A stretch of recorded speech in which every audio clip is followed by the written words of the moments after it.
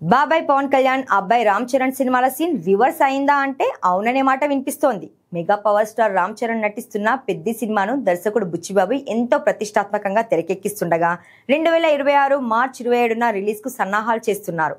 అయితే ఇప్పుడు Peddi post phone కానుందనే వార్తలు వస్తున్నాయి.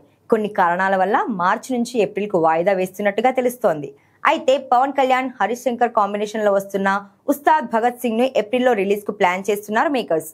కానీ ఇప్పుడు పెద్ది ఏప్రిల్ కి వెళ్తుండడంతో మార్చిలో ఉస్తాద్ రిలీజ్ అయ్యే ఛాన్స్ ఉందని అంటున్నారు. అంటే పెద్ది ప్లేస్ లో ఉస్తాద్ భగత్ సింగ్ రిలీజ్ కానుందని ఇండస్ట్రీ ఇన్సైడ్ టాక్. పెద్ది వచ్చేసి ఏప్రిల్లో రిలీజ్ అయ్యే అవకాశాలు ఉన్నాయని అంటున్నారు.